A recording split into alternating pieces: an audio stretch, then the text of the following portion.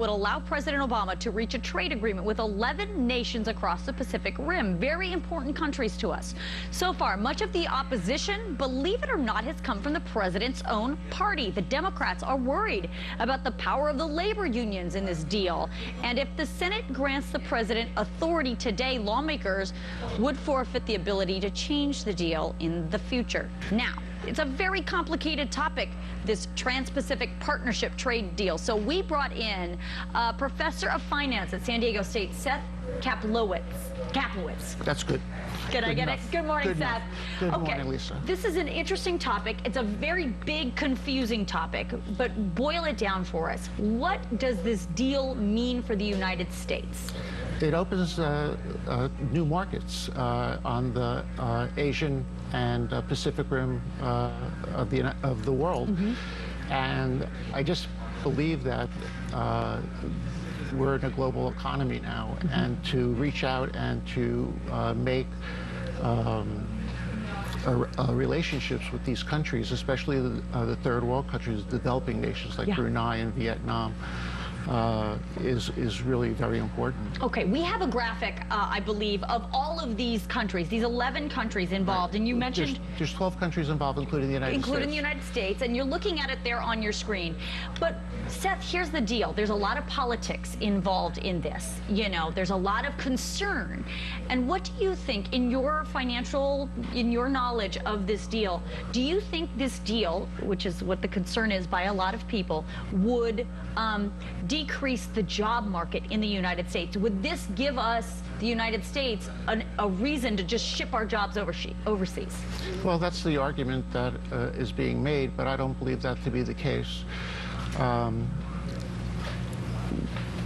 One of the things that we're looking to do is open markets. So it's going to open a larger market for the United States vehicles that are manufactured here to go to Japan and other countries. It will reduce all the tariffs, so we're basically in a free trade area. President Obama believes that would be $77 billion worth of jobs created here in the United States. And I tend to agree with them. Is it going to happen tomorrow or overnight? No, it's going to take time for it to ramp up, just like NAFTA did. But it is, I think, crucial for the United States to be involved in this area. And you just mentioned NAFTA. President Clinton signed NAFTA into law in 1993. What makes this different than NAFTA? It's larger. I mean, NAFTA dealt with Mexico, the United States, and to a certain degree Canada, but it was really a deal between Mexico and the United States.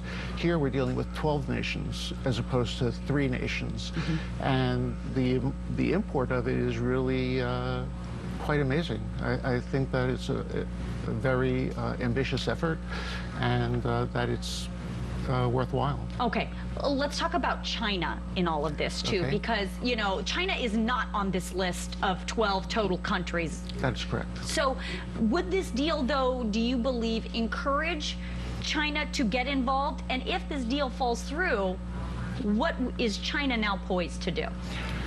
Well, China could slip in there and take over. If they could cut deals with the other 11 nations, China would have Asia pretty much sewn up. I think that's one of the reasons that the president is pushing so hard to get this deal done, because it will place the United States in the Pacific region, which they need to do to expand. How necessary, and I just asked you this off camera, how necessary is it for the United States to get this deal pushed through? What will it mean to the United States as a global trading power to get this done? It will put the United States in a really sweet position. They have now access to 11 more markets to both export goods and import goods from. And it sort of ties into the transatlantic trade and investment treaty that they're talking about as well. So if the United States was able to link up with Asia, and then on the East Coast be able to link up with the EU, the United States would be sitting in a very nice position. All of a sudden, and just so people at home are clear, if this goes through, this trade deal, this would eliminate, basically make free trade, eliminate the tariffs between these countries. It's exactly a free trade agreement. Okay. All right, Seth, always great to see you. Thank you so much for coming in. You're more than welcome. Thank you, Lisa. All right. A special ceremony will be taking place outside of